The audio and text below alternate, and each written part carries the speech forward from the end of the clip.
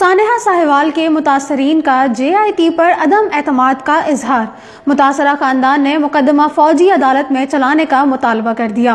سانحہ ساہیوال کے مقتولین کے لواحقین نے واقعہ کی تحقیقات کے لیے تشکیل دی جانے والی JIT پر عدم اعتماد کا اظہار کر دیا ہے اور مقدمہ فوجی عدالت میں چلانے کا مطالبہ کیا ہے۔ واضح رہے کہ سانحہ ساہیوال کے متاثرہ خاندان سینٹ کی قائمہ کمیٹی برائے داخلہ سے ملاقات کے لیے اسلام آباد پہنچا۔ سانحہ ساہیوال کے متاثرین کو ملاقات کے لیے قائمہ کمیٹی برائے داخلہ نے طلب کیا تھا۔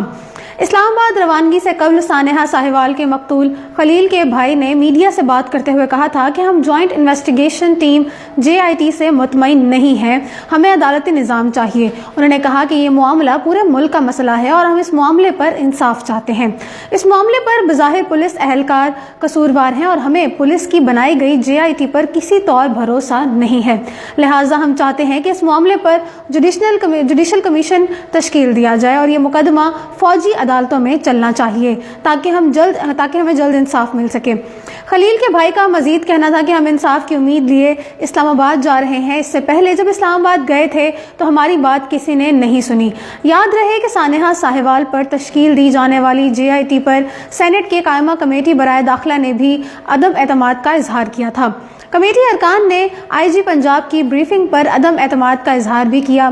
واضح رہے کہ سانحہ ساہیوال پر تشکیل دی جانے والی JIT نے سانحہ کی مکمل تحقیقاتی رپورٹ جمع کرانے کے لیے حکومت سے مہلت طلب کر رکھی ہے، جبکہ ابتدائی تحقیقاتی رپورٹ میں CTD کے اہلکاروں اور عینی شاہدین کے بیانات، پوسٹ مارٹم رپورٹ کے مندرجات سمیت 6 ویڈیو کلپس، CCTV فوٹیج سمیت 3 ٹیلی فون کالز ریکارڈ کی شامل ہیں۔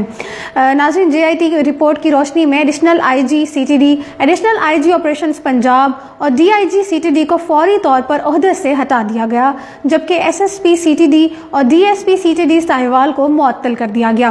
یہی نہیں بلکہ مقابلے میں ملوث 5 CTD اہلکاروں کو مقدمے میں چالان کر کے انسداد دہشت گردی کی عدالت میں پیش کرنے کا حکم بھی دیا گیا تھا۔ یاد رہے کہ کچھ روز قبل سانحہ ساہیوال کے مقتول خلیل کے لواحقین صدر مملکت ڈاکٹر عارف علوی سے ملاقات کے لیے اسلام آباد پہنچے تھے، لیکن ان کی صدر مملکت سے ملاقات نہیں ہو سکی۔ ترجمان ایوان صدر نے خلیل کی اہل خانہ کی صدر سے ملاقات طے ہونے پر وضاحتی بیان جاری کرتے ہوئے کہا تھا کہ سانحہ ساہیوال کے مقتول خلیل کے خاندان کی صدر سے ملاقات طے نہیں تھی۔ تاہم پولیس حکام کے مطابق قائمہ کمیٹی برائے داخلہ نے ذیشان اور خلیل کے خاندان والوں کو طلب کیا تھا۔ ذیشان اور خلیل کے خاندان والوں کو پولیس لے کر اسلام آباد گئی تھی، جبکہ دونوں خاندانوں کو بلائے جانے کے لیے قائمہ کمیٹی کا لیٹر بھی موجود ہے۔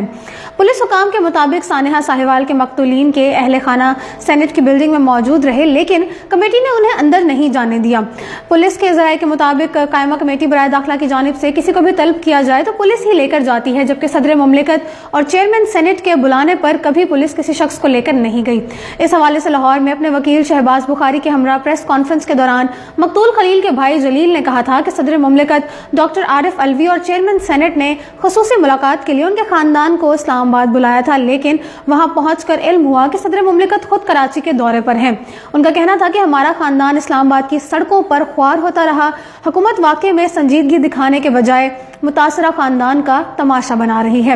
قاتل اہلکاروں کو مکمل تحفظ دیا جا رہا ہے، جبکہ مدعی متاثرہ خاندان سڑکوں پر دھکے کھا رہا ہے۔